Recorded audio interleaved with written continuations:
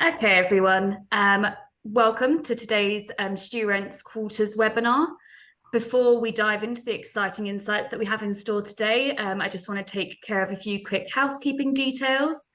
First and foremost, these webinars are being run to coincide with the release of our 2023 quarterly marketing reports. The Q3 reports are due to be released next week, and they promise to offer invaluable insights into the ever-evolving student housing sector. So please do keep an eye out for those. The session is being recorded. This ensures that no valuable information is missed. Following the webinar, we'll make sure to send out copies to all attendees so you can revisit and share these insights at your convenience. I'm delighted today to say that we are joined by Rob Parker. Rob is Head of Data and Insight at Vita Student. Rob, would you be so kind as to give us a brief introduction? Yeah, sure. Thank you for that intro, Islink. Rob Parker, Head of Data and Insight at Vita. Team and I are primarily responsible for delivering the research which helps to guide our investment strategy, as well as all our market research which helps guide our products and services, as well as our data and reporting for ESG. Many people probably know Vita Group for Vita Student, which is in its 10th year now of operation, where we've grown from a 68-bed platform to a 10,000-bed platform across the UK and Spain. Thanks so much, Rob. I know that I'm sure all our listeners are very excited to hear the insights that you'll be sharing after Rich has spoken. Rob will also be available to handle any Q&As at the end of the session. And if you have any burning questions for Rich or Rob as we progress through the webinar, please don't hesitate to utilise the Q&A function. And we'll do our best to cover as many questions as time allows. Now, before I pass the virtual mic over to Rich, who will be our guide for the rest of the session, we have an interactive opportunity for everyone. A quick poll should be coming up on your screen now or in the next few seconds. We'll be looking at the results of the poll as part of the Q&A session later on. This allows us to just get some really valuable additional insights into the sector's perceptions of various markets aspects in the coming years. So you should see on the poll 2 questions. The first of which is, what do you see as the biggest risk to demand over the next 1 to 3 years? And there's a few options there. So would you say it's cost of living, change to visas rules, grade deflation, or geopolitical challenges? And the second question that we've raised is, what is the biggest hindrance in delivering more supply? So we'd like to hear whether you think that might be planning environment, cost of debt, competing use cases, or site availability. So we're really keen to get your opinions on that. And like I said, we'll have a good look at them later in a little discussion about it. Thank you for sharing them. And then without any further ado, I'll hand over to Rich. Thanks, Ashley.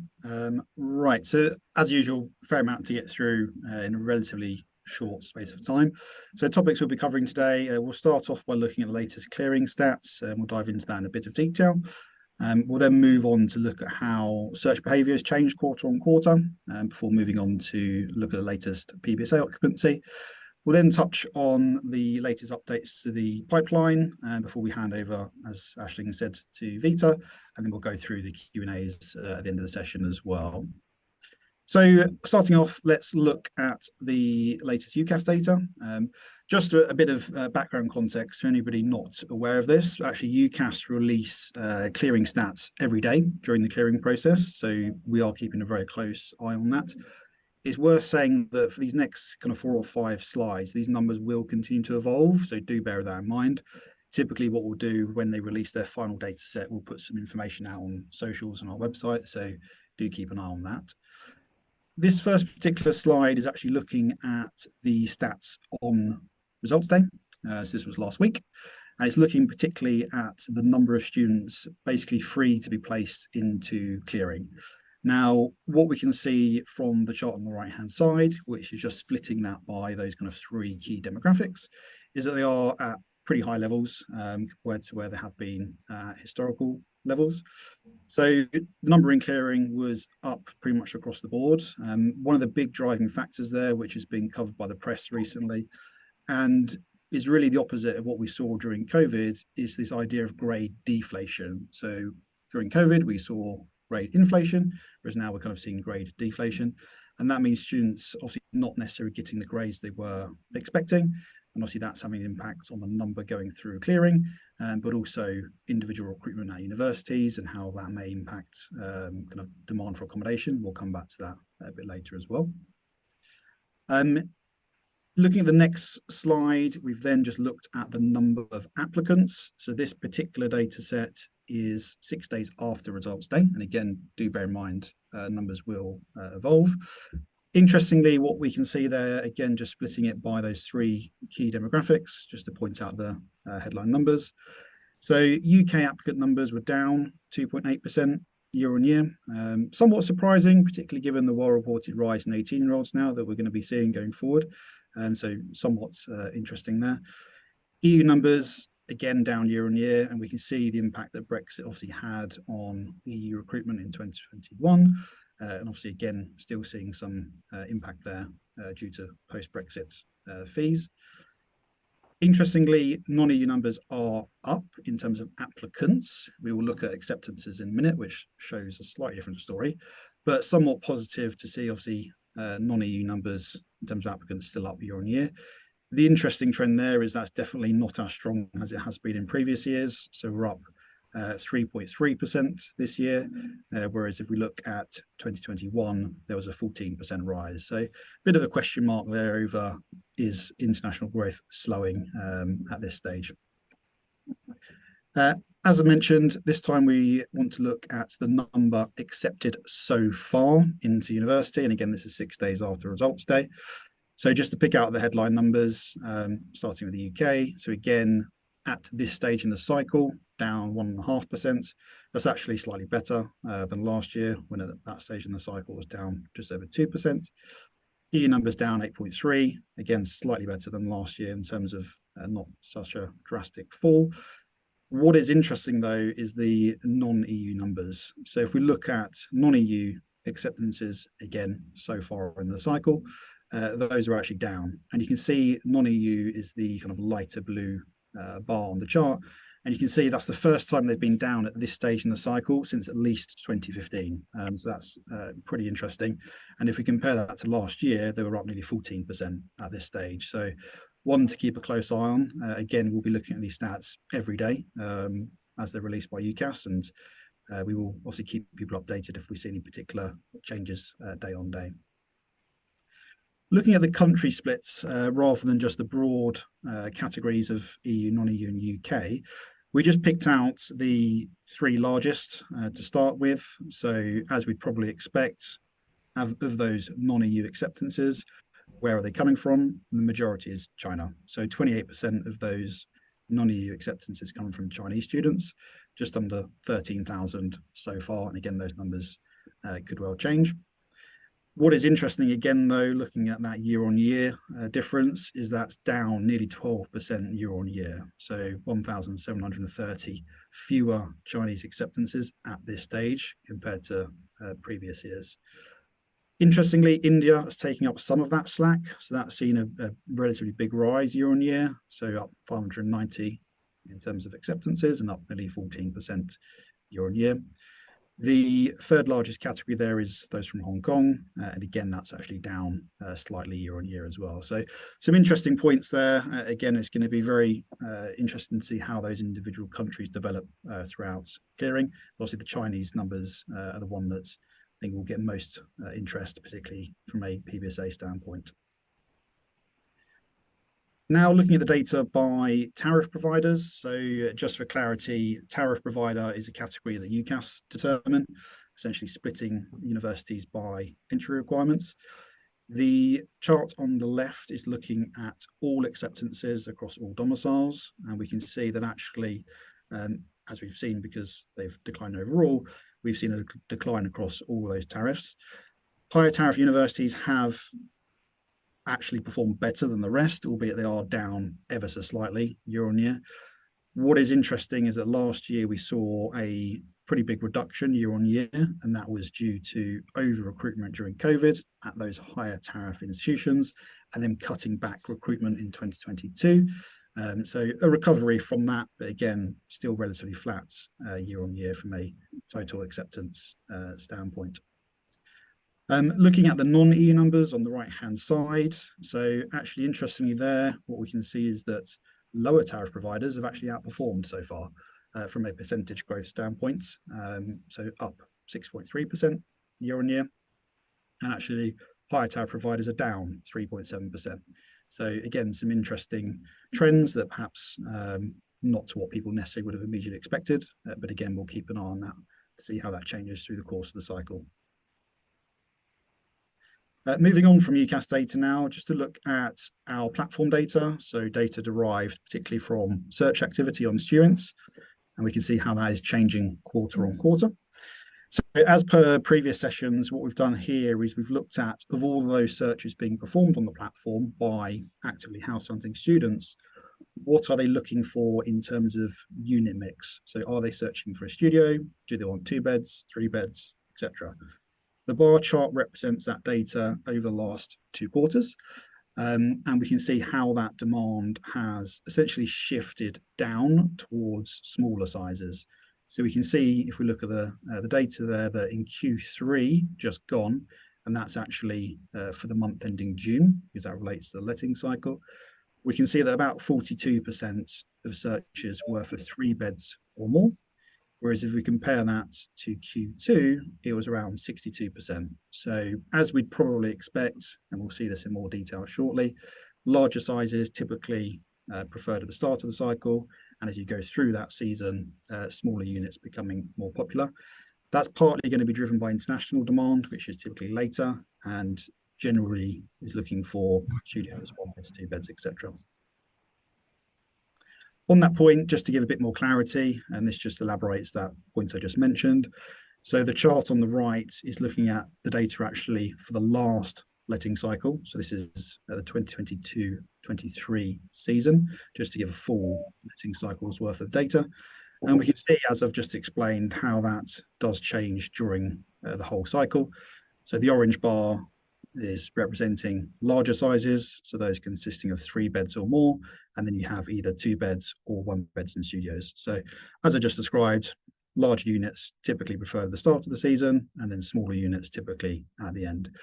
Obviously for marketers, that's important to understand, just so you can try and align marketing strategies around particular demographics and align that to the particular product that you can offer in terms of unit mix. Moving on, what we wanted to do is just pick out particularly searches from students from Southeast Asia. So what we've done on this slide is we've actually looked at the properties that are being viewed by those students from Southeast Asia, and specifically PBSA only. So the chart on the right shows 2 things. It shows seasonality, which is represented by the bar, and the line represents the price points. So the price points of the properties being viewed by these students from Southeast Asia over time. And this is outside of London, by the way. If we look at the headline number there, we can see that so far in the letting cycle, the average is about £209 per person per week from that particular demographic. Interestingly, if we look at that year on year, it's up just over 9%. So the price point being viewed by that demographic is 9% higher than it was last year. Just picking out Unite and Empiric, because obviously they publicly report their data around rental growth. Somewhat interesting to note, not too dissimilar to what they're seeing in terms of rental growth.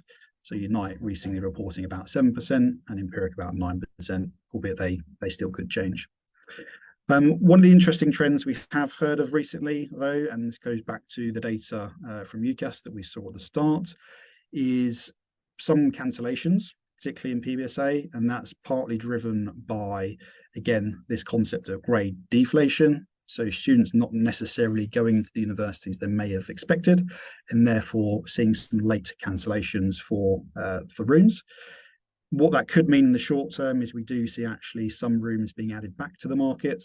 So it'll be interesting to see how that plays out in terms of, are we going to see some discounting to try and fill those rooms quickly before the cycle finishes? So that's again something we'll be keeping a close eye on. Moving on to PBSA occupancy, just a bit of a recap before we go into the data for anyone not familiar with this. So we are collecting PBSA occupancy data directly from the sector and reporting back to active participants in that. So if anyone's interested in gaining monthly access to this data, do get in touch and we can obviously have a discussion. For this particular quarter, what we wanted to do is just focus on Southampton as an example. And the chart on the right-hand side shows occupancy, booking velocity, depending how you want to describe it, for either clusters or studios in Southampton last year and in Southampton this year. So we can see, for example, cluster booking velocity for last year and this year as well, and the same for studios as well. Now, if we look at the actual lines there, and let's start with studios in particular and the darker line, we can see how that booking velocity for studios this year was much higher, particularly in the first kind of 3 to 4 months of the cycle. And by January, you're looking at over 80% booked for studios, which was up significantly year on year. Clusters have also performed relatively well, up year on year again, but as you can see from the darker blue line, not as quickly as what we've seen in studios. Now, interestingly, Southampton, I think, is one of those markets where perhaps probably somewhat flew under the radar for a lot of people. What we've definitely seen, particularly in terms of recruitment, is a big drive in international numbers. So if we look at international student numbers, we can see, just picking out the headline stat there, that in 2021, they jumped by a third year on year, so up by about 2,000 students. So pretty big jump in one particular year. If we look at the supply growth in PBSA in that same year, it was less than 500. So again, you've got a mismatch between international demand growth and the growth in PBSA, and that's going to be driving that booking velocity, particularly for students. And what that really highlights is the importance of matching supply with demand and ensuring that the two are aligned. And obviously, where they are not aligned, you perhaps see opportunities, but also potentially risks as well. Moving on to the pipeline and just a few updates there. So again, something that we track every quarter, but just to give you the latest updates. So the chart on the right shows two things. It shows the number of beds either being submitted or approved each month, as represented by the bars, and the lines represent just the rolling 12-month figure. So what we did actually see in the last quarter, which we can see from the slight uptick in the orange line, is there was a bit of a jump in the number of beds being put forward. So quarter on quarter, up 150%. So about 14,000 new beds being submitted. In terms of those approved, though, those are actually down. So about 2,600 approved, but that's down 40% quarter on quarter. And that's a very similar story if you look at the data year to date. So again, the number of beds being submitted up, the number of beds being approved down. Now, in terms of that activity for the last quarter, it was really focused around some kind of key locations. So we've picked out 5 here, for example. And what the bars essentially show is the size of the pipeline in those locations prior to the latest quarter, and then the current update after the latest applications have been submitted. So we can see in Glasgow, for example, there was a number of applications put forward, and that pipeline has essentially doubled over the last quarter. Bristol, Birmingham, Manchester and Aberdeen as well, also seeing some relatively big increases in terms of pipeline quarter on quarter. If we look at the pipeline nationally, total wise, we're looking at about 128,000 beds in the pipeline, and about 83,000 of those already have planning permission. Just going back to Glasgow, I think it's been well reported the issues it's had there, particularly this cycle. So it's not too surprising to see more applications being submitted, but obviously those aren't going to be delivered probably for at least 3 years. So not necessarily resolving the issues in the short term. We obviously have many more than this. We've just picked out some of the kind of notable submissions and approvals from the last quarter. On those that are being submitted, the big one there that stands out is the very large IQ scheme that was put forward in Manchester. So over 1,200 beds. On the approval side, again, there's many more than this, but interesting to see the 780 bedder in London from Dominus. So again, a relatively large one being approved. Finally, just to look at that pipeline in a touch more detail, specifically for Glasgow in terms of the charts on the right-hand side. In what we saw during Q3, so the last 3 months, was about 48% of the beds being put forward were studios. Now, what is interesting is if we focus on somewhere like Glasgow, which again, we've done this on the right-hand side, that number jumps to 70%. So of all those beds that have been put forward in the last quarter, 70% of them were studios. So very significant proportion. That then kind of begs the question of what about UK students? Obviously, international students, particularly those from China, as a general rule of thumb, will be looking for studios, but your average domestic student will not, and they're going to be looking for 4, 5, 6 bed clusters. So it does, again, beg the question of, is the market able to meet the demand from UK students, particularly in Glasgow, where it seems to be focusing on studios? That also raises questions around risk, and we've seen this in some markets, Leicester being one, for example, where if you actually look at demand from China, it's actually been declining. So again, if that demand does not materialize, how do you fill your rooms, particularly if you have studio units, given the domestic market is probably less likely to take them? So just as a quick summary before we hand over to Rob. So as I said, clearing definitely showing some interesting trends this year, and that point around grade deflation is an interesting one. Again, we'll keep a close eye on the data and how that evolves. In terms of budget growth, again, very positive from a PBSA standpoint, and we expect to see that reflect in the rental growth data, which we'll look at in a lot more detail once we enter the end of the cycle.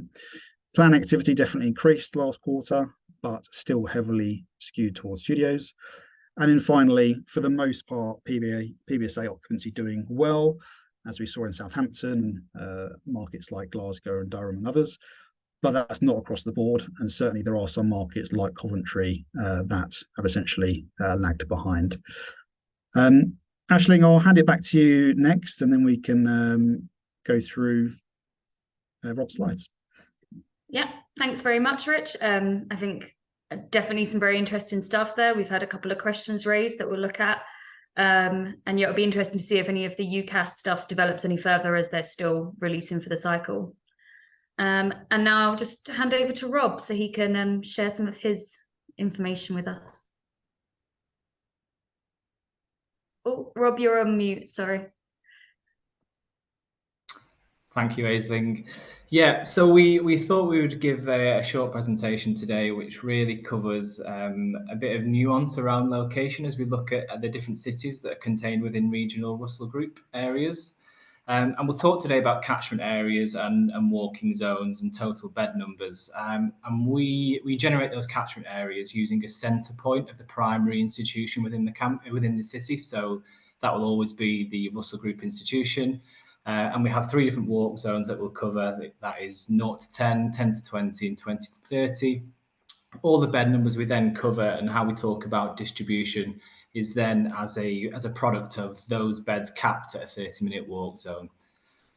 So if we jump straight into that,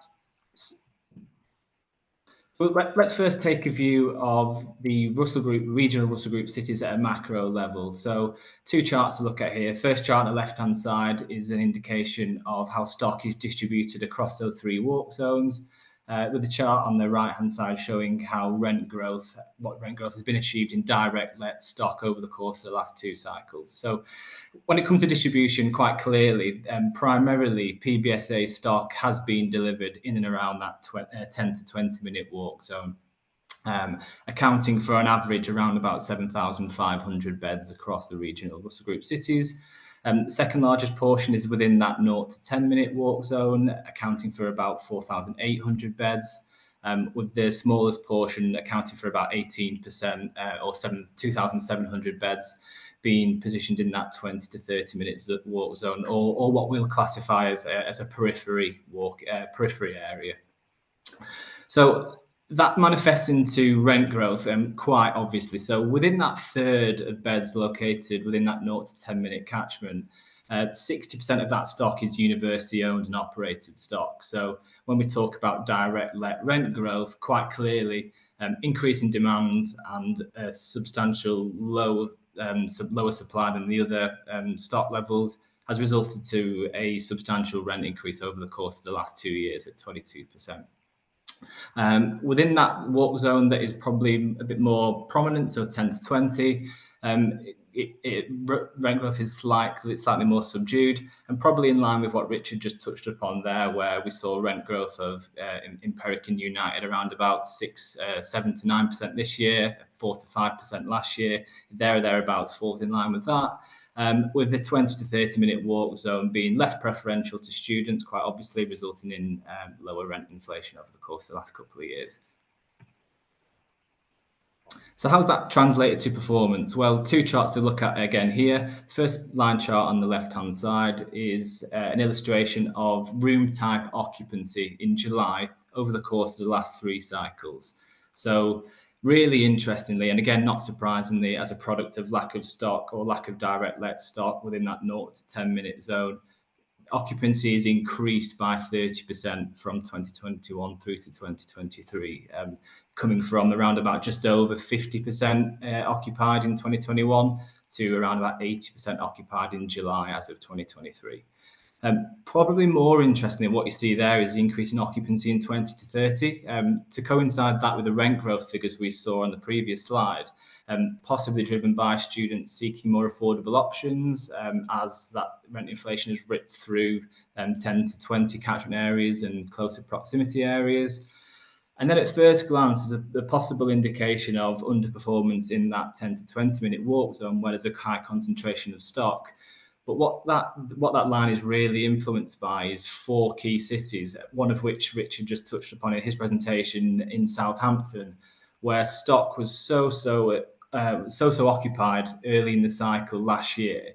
We've seen operators move to a higher level of rent inflation in order to cool their occupancy and just extend run rate out slightly throughout the year so that they can sustain pricing throughout the year.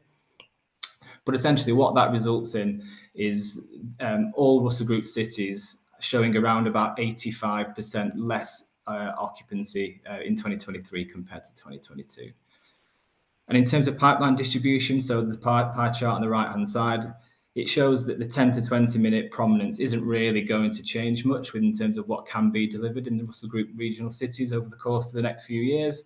But really interestingly, we've got a really high proportion of beds coming through in those periphery markets, probably as a proxy of developers seeking out opportunities in those hard to access markets where opportunities close to campus are essentially locked up or inachievable. But crucially, so one size doesn't fit all. So we'll look now at 2 key cities that sit at the opposite ends of the distribution spectrum. So first being Leeds, the second being York. So Leeds is a really interesting market. It's getting quite a bit of attention at the minute due to its substantial pipeline. And it's got a lot of beds in operation now. So 25,000 beds exist within a 30-minute walk of the centre point of Leeds University. So that map on the right-hand side, the various shadings of catchments illustrate 0 to 10, 10 to 20, and 20 to 30, with 70% of Leeds' stock sitting within that 10 to 20 minute walk zone, with the rest evenly distributed across the 2 other zones.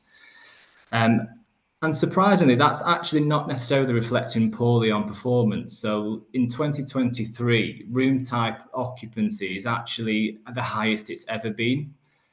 But going a slightly further under the layers of that, it's actually being sustained by a reduced rent inflation compared to other regional Russell Group cities. So whilst occupancy has remained strong and grown, it's actually performed worse, or I think it is in fact the worst performing Russell Group city in terms of rent growth within that 10 to 20 minute catchment, purely driven by the bulk of stock that sits within that zone.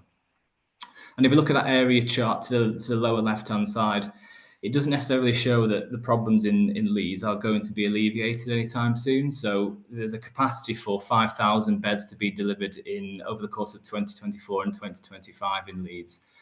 Again, primarily in that 10 to 20 minute zone, with quite a substantial portion being located within that 20 to 30 minute catchment area. And then in stark contrast, if we look at York, so a really evenly distributed stock, essentially. You see the 34% of stock being located in that 20 to 30 minute walk zone. Really interestingly, that's the highest allocation of stock within a periphery market we see across the whole of the Russell Group regional cities. And that's led to, again, obviously some outperformance in York. From a headline rent perspective, there's no other city that has grown rents in that 10 to 20 minute catchment more than York over the course of the last 3 years, increasing minimum studio rents from about £189 a week to £239 a week. But again, more interestingly, so it doesn't necessarily come without its consequences. So York, again, is one of those cities that has occupancy has suffered.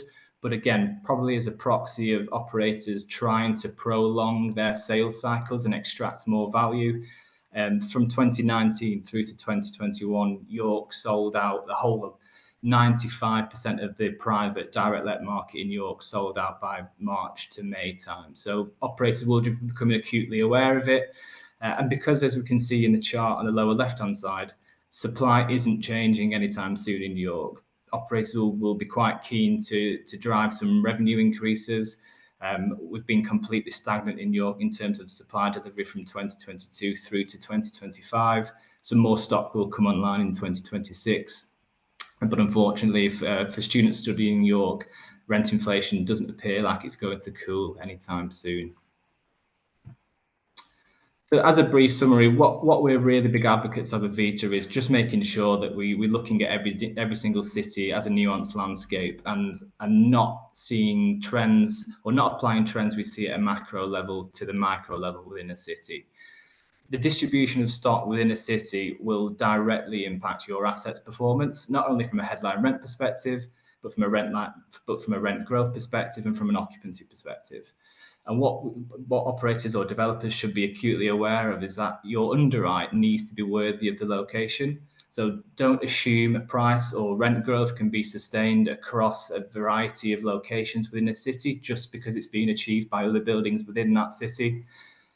And then possibly a nod to what Richard talked about earlier within his presentation about Southampton. How much of the early cycle demand we've seen this year has been due to all the inflationary rhetoric we're hearing in the media? I think it'd be really interesting to see how we perform in the early stages of next year's cycle, to see whether that demand has been sustained over the course of the last couple of years. Thank you. Thanks, Rob. Definitely some really interesting stuff there. I think particularly we definitely agree is there's no one size fits all. Every market is its own. And you really do need kind of the data to back it up to know what you're doing in each individual city and location. So we're going to turn our attention now to the observations you've provided through the poll. So the first question we asked was, what do you see as the biggest risk to demand over the next 1 to 3 years? I have to say, quite overwhelmingly, definitely the most popular answer was cost of living and affordability. Nearly 3/4 of you agreed that was probably the biggest risk over the next 1 to 3 years. It's followed by kind of the geopolitical and the visa rules also got a fair backing. Rich, would you agree that that's kind of the biggest? Yeah, I think it's an interesting one because, I mean, again, Rob's touched on it in terms of the rental growth, and it will vary per location, obviously. I think most kind of stakeholders in the industry will recognise that rents, they can't keep going up by double digits each year, and obviously that will be locational dependent, but when is the breaking point? I think that's somewhat of an unknown at the moment. So yeah, I think the next kind of couple of years, particularly for UK students, obviously internationals have very different demand profiles and different budgets. I think it's the UK market, right? I mean, if your average 18-year-old starts to get wind and starts to, I guess, appreciate the cost of university beyond tuition fees and starts to reassess that, then that could be interesting. But this has probably come up every year for the last 3 years, and so far it hasn't been an issue, really. So, yeah, one to keep an eye on, I think. Rob, would you agree with that? Yeah, absolutely. I think to just continue on what Richard said there, very much location dependent, and you feel for domestic students. So think some data came out this week about residential rents in Manchester and places like Manchester and Edinburgh up 20% year on year. So that's going to rip through the whole of the market. So you do wonder where that breaking point comes and just how much affordability will be stretched for domestic students. Yeah, obviously it's a bit of a wait and see, but when you have to prepare a bit for. And then the second one was, what was the biggest hindrance in delivering more supply? And I'd say the answers were a little bit more varied in this. It was quite close, with cost of debt being the leading answer, closely followed by planning environment. So, Rob, what would your answer have been, do you think? Would you agree with them? Yeah, both acute issues for us at the minute. So again, location dependent. Some cities where rent inflation has been really robust and outpaced that that increasing cost of debt, we're in an okay position. We can make those cities work. Where rent growth hasn't been as strong, cost of debt is ultimately a massive hindrance to us, and those cities become no longer viable. And then from a sorry, what was the other one? Planning environment. Yeah, and then so cities like, although Bristol has a massive pipeline, trying to get any scheme through in the likes of Bristol, Edinburgh, York, supply constrained markets, it's exceptionally difficult for us. So that's a big problem where those cities have had the rent growth to sustain development and offset the cost in finance and construction that we're seeing. And Rich? Yeah, I think maybe just comment on the planning side of things. I think the interesting point there is the lack of consistency. And again, Rob's kind of touched on it already, where the planning environment does differ per council and local authority. And I think what the industry could definitely benefit from is more of a joined up approach, particularly between local councils. Even just, I mean, I say simple things, even just how does the council assess demand for accommodation? And that will vary for every council, which is interesting. And then again, there probably needs to be a debate around how does each individual local authority assess that and try and make more informed decisions. So yeah, I think the planning pieces, I know, can be frustrating for lots of people. So yeah, certainly a hot topic for sure. Yeah, definitely. And I want to thank all of our attendees for providing those responses, because it really is good to get different perspectives as part of the discussion. And I know quite a lot of them raised some questions for both Rich and Rob that we're going to go through now. So I'll just get started with the first one, which I'll go to Rich first on it. But what have you found to be the best way to measure the number of student homes available in the city? Yeah, sure. So I guess two ways to answer that. So one is either occupancy or just general supply. So if we take them as two separate questions within the same one, so PBSA in particular, obviously supply, a lot of the information is out in the public domain in terms of schemes and operators and so on. I think the big benefit for StuRents as a business is where we have our listings platform and PMS systems as well. We work with the majority of the market anyway, so we have a benefit there. In terms of HMOs, equally, we list hundreds of thousands of HMO beds across the UK. So again, our ability to collect that data is perhaps different to others in the sector. In terms of, I guess, availability from an occupancy standpoint, so I mentioned, and we obviously touched in Southampton, we are obviously working with the industry to collate that data and then provide it back to participants. It's a data set that a lot of people have been asking for and historically has been lacking. So really what we're doing is working with the sector to try and resolve that essentially. Yeah, that's good. Rob, anything to add? I guess the only additional layer to that is that, yeah, PBSA delivery and stock kind of available through consultants and data platforms. I don't think what I think the sector doesn't have necessarily a great handle on, not just HMOs, but is how many students are living in mainstream residential. So we can get into that. You can start looking at freedom of information requests through to councils about council tax exemptions for students in resi. But it's a very long, drawn-out process, not necessarily guaranteed to get an outcome at the end of it. But yeah, on top of that, just echo Rich's comments. Yeah, I think we definitely agree. Yeah. The next one, I think, is probably, again, very much a more rich question.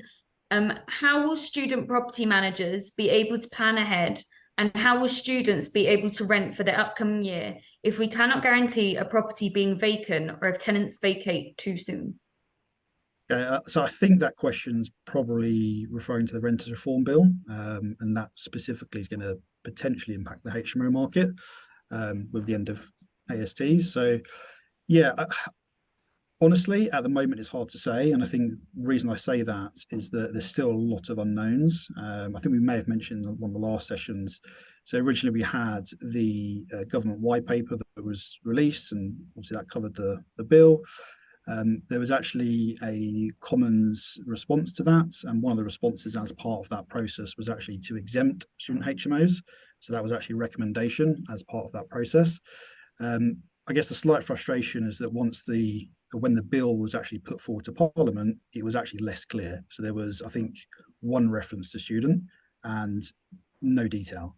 So at the moment, there is a real lack of clarity over what will actually come in as part of the Renters Reform Bill. I understand there are still discussions being had kind of at government level. So I don't think it's the end of the story just yet. But until we get some kind of clarity from government in terms of student HMOs in particular, it's very difficult to say what the outcome will be. Yeah, so it definitely watch this space.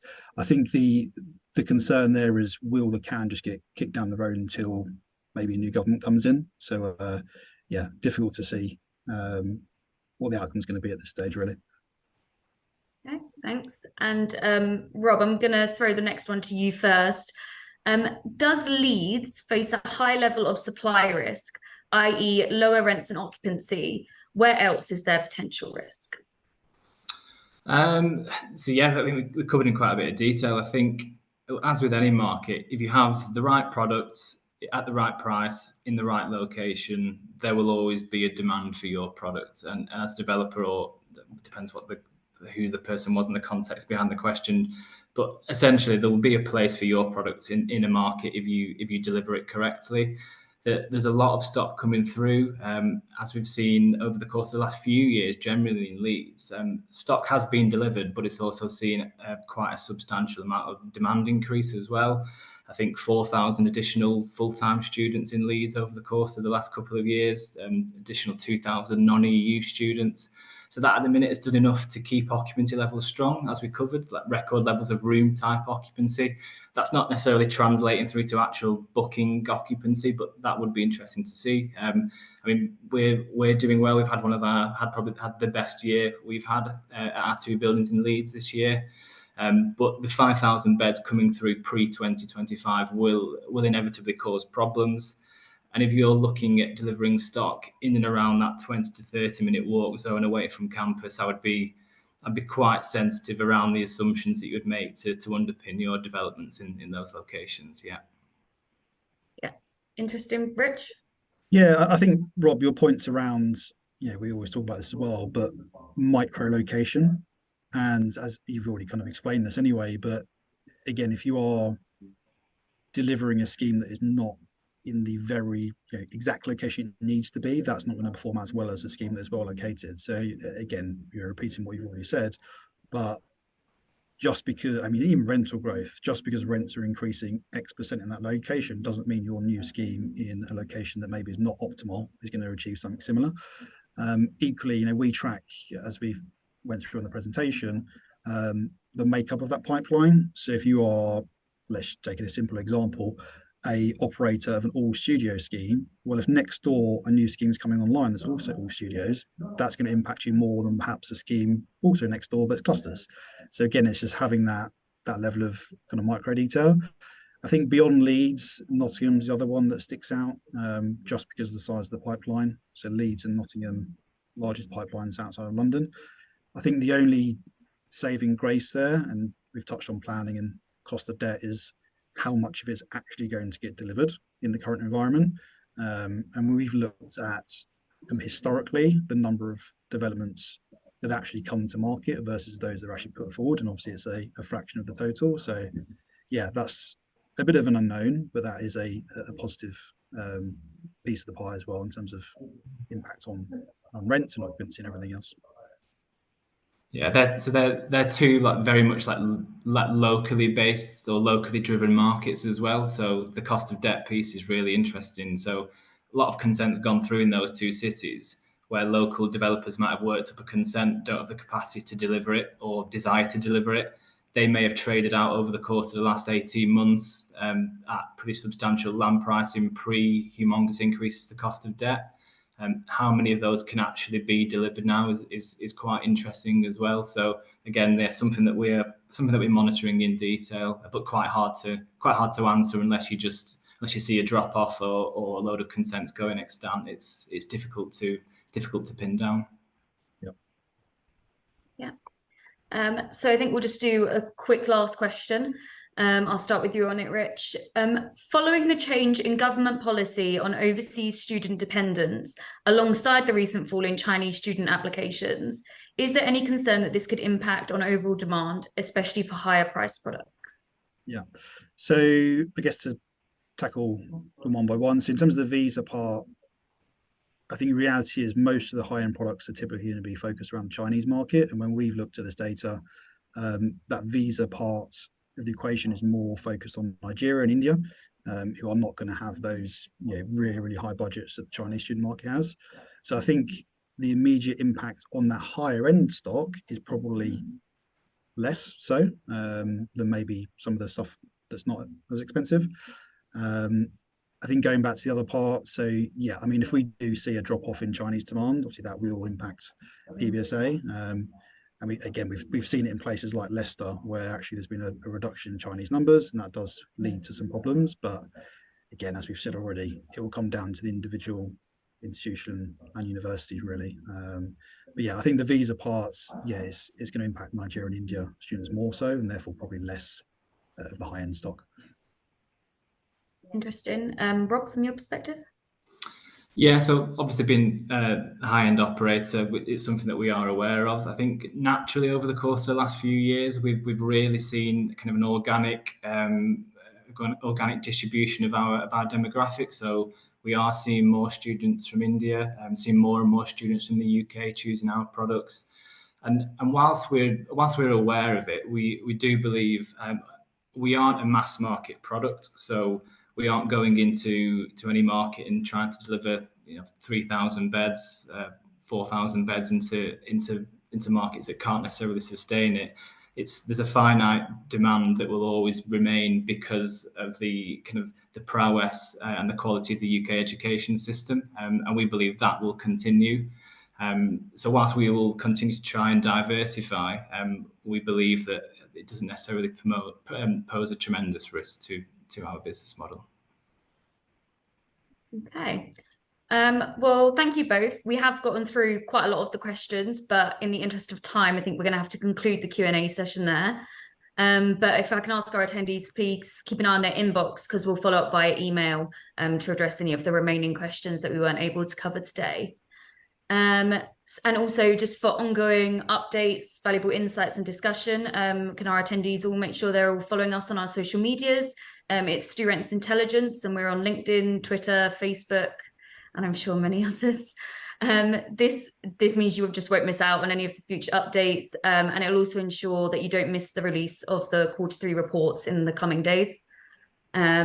So I think that just leaves me to say another big thank you to Rob and Rich for your presentations and your expertise in answering all of the questions. And thank you to the attendees for their active participation in the poll and for joining us. We hope to see you all again soon. I hope you have a good rest of your afternoon. Thanks. Everybody. Thank you.